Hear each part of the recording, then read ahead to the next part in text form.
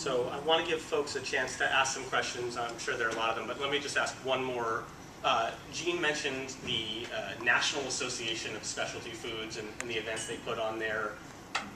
Talk about, I know you guys mentioned that you work together and interact. How much interaction is there? Does there need to be more? Would there be a benefit for some sort of local association or sort of facilitated forum for y'all to talk about business development and other issues? I think it would be super beneficial, and I don't really have much interaction. In fact, Cheryl mentioned that tax, that brought together a lot of chocolate companies, and the National Confection Association kind of brought us all together, and along with retailers, grocery, everybody was impacted by it. And it was this really great sort of connecting opportunity, and I've not done that outside of that forum, so there was the silver lining of the 3-month tax. Right. Other folks, interactions, positive, negative? Well, I would say that I think it would be really beneficial to have a regional specialty food group because like these folks are saying, they're a couple years down the line from where our business is, but they've been able to share contacts and resources and help guide through some, instead of recreating the wheel all the time, you have a network of people to go to. And there's a lot of even smaller producers than we are out there that they have questions, or they don't even know where to go or where to start. And we get a lot of calls from little places that where do you get packaging, or and it's just finding a centralized sort of incubator basically, or business group or something. I think would be really beneficial for all levels of the industry, really. Yeah, I think we share the same problems, a lot of us, so, we all have to kind of reinvent the wheel or invent the wheel, and I think one of our biggest challenges, I think we all share it, is it's a big world, and there's a lot of accounts, a lot of stores, and, the problem often is, after you make the product, sell the product, once it's in the stores, that's kind of often where the problems begin, because you can't be everywhere. And so I think, I've talked to other food manufacturers about, are there ways for us to kind of, do double duty and share some of the tasks of calling on stores and making sure, looking out for each other's products and making sure that placement is good and so forth. And that's a big challenge for us. And, I think that's certainly an area for help. Sure. Very suggested on there. And one thing that we've toyed with and talked to other manufacturers and maybe economic development could support it is you take like businesses, say you have a couple, 2 or 3 perishable food businesses. And what you have in common maybe is refrigeration. That's a big component where you could effectively bundle 2, 3, 4 properties into one, maybe some central services like shipping, distribution. There could be an economy of labor you could have. They could share shipping and receiving people. They could share a central refrigeration hub. You could share technical people like sanitation. There's a lot to be thought of there. We've toyed with it on our own, but you folks could take it to another level, and it could apply to any light group of manufacturing. I think it's something to explore. Well, yeah, and absolutely. The sales in the stores is one of the most important components of the business. But there's also, I was asking some of my coworkers, what resources do we need that we don't have internally? Well, we need, an accountant. You only need them a little bit when you're a small company. You don't need a lawyer on staff or have someone on retainer. But I like to give someone a call and say, what do you think about this issue? Or what do you know about that? Graphic designers, web designers, e-commerce, the list goes on. It's a way to sort of bring more jobs into supporting this industry. To share the qualified labor. Even with just labor, you could share that labor. You could have a temp agency embedded there, and they could share it. People with experience in food and understand all the food safety and quality aspects that go along with it. I think I just came up with a brilliant idea. We need merchandisers. We all could share merchandisers that go into different parts of the country, because I think that's a big issue for all of us. I don't know, many of you probably have brokers, and they're probably not very good like mine, and you're constantly complaining about it. And we'll just all hire merchandisers to go out for all the Seattle companies. And Great idea. but I worked with Gene. We did Dry Soda, did some stuff with Seattle Chocolates a couple years ago. At Christmas, we did demos. We've done stuff with Sahale Snacks. So I think because there's so much specialty food coming out of Seattle, and we're known for this innovation, really being able to work together.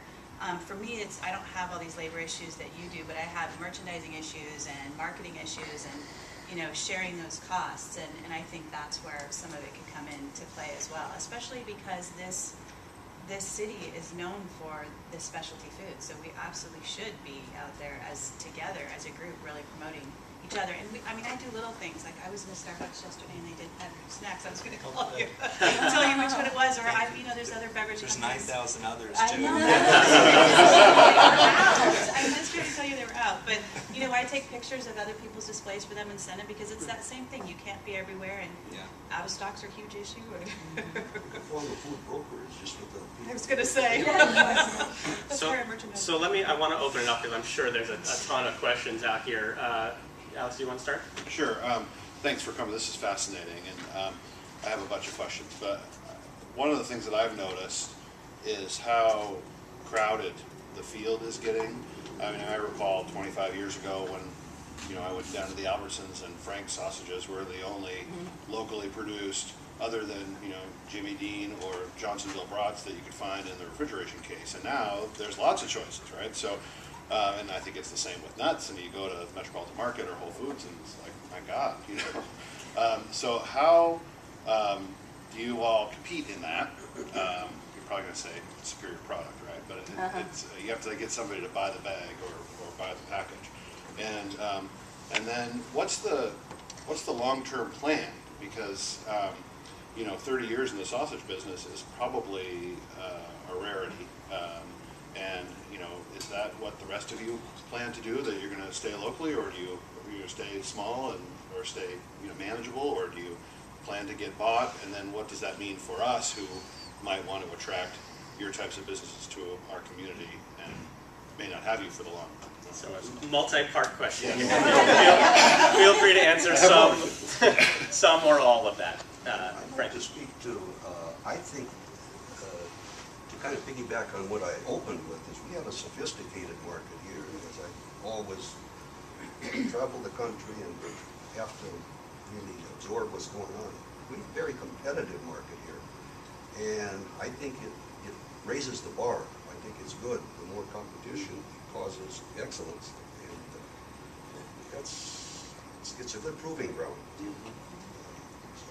I think it goes back to Josh's point that in the merchandising in the store, the reason that you buy the product is where whoever's gone around has placed it so that you see it. It's on promotion, or you're taking some, so that people are drawn to it more. There's a lot of people that are price shoppers. You go into some of the Kroger chain stores, and I do it too. You walk around, I look for the yellow stickers because it's where my eye goes. That's what I buy, So if you get good placement, if you're able to get people at the store level familiar with your products, then they help sell it for you, and they work with you. But it's pretty easy to have all your stuff stuck in the back and not even on the shelf, even though the store bought it. But we've seen a lot of competition come in just since we started. When we started the company in 2004, it was really unique. There was nothing even close to like our products. And as we have continued to innovate, our product lineup has changed. We have created products that are not quite as esoteric as the early first generation of products we created. More accessible, equally delicious, but more accessible, and trying to sort of broaden our customer base. And I think that to your question, you have it's we internally we call it the wow factor. If it doesn't have the wow factor, we're not launching it, because there's enough Me Too brands out there, companies and people chasing us that wow factor's got to be there, and we'll love the product. We'll think, wow, that tastes as something that comes out of R&D. Wow, that tastes great. And we're all eating it, but does it have that wow factor? And if it doesn't, it's like we're not doing it, because that is what we're known for. And I don't think you can stay kind of ahead and appealing to retailers and hold on to that shelf space unless you're continuously innovating that way. And in our industry, they're always looking for, what's new. And if you don't have something new every year, pretty much, then it's really the lifeblood of the industry is innovation. And then to kind of layer on that, I would say at Seattle Chocolates, it's always been, our tagline is what happiness tastes like, because when we really thought about it, we don't believe you're eating chocolate for the antioxidants. You're eating chocolate because it tastes good. So at the end of the day, we only use the finest ingredients, and we believe that the product's got to be consistent and it's got to taste good. Then the wow factor for us always comes in our packaging. Now, one thing that we've done that is a little kind of part of the question that hit me was we actually were twice the size 3 years ago that we are now. We had a huge shrinkage, and we did it on purpose because we went national and we went to all the grocery chains that these guys were talking about. And talk about competitive chocolate. I mean, at that point, you're really competing even with Hershey, okay? And it was brutal. And what I learned, I had to learn it my own way and the hard way because of who I am. But people were like, oh, it's really hard to compete. You got to have some deep pockets. I'm like, oh, I can do it. We're going to be fabulous. We're going to be better. But you know what? You really can't. And at the end of the day, they have made a business, these grocery chains. I'm talking about Albertsons and Safeways and that kind of thing, out of, having really low margins and taking it out of the manufacturer's hide. So basically, we're not going to pay for that. Or we're going to, that didn't sell, or that came damaged, and you have absolutely no proof, and they hold you hostage. They basically just say, you know what, you want to do business with us? That's what you get.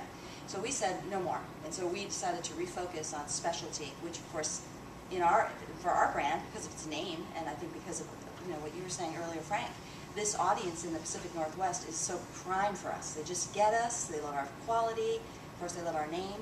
So we just pulled back and decided to focus on the West Coast. So, are we looking to just get bigger and bigger and bigger? No, it didn't work for us. We had to stay smaller and more profitable.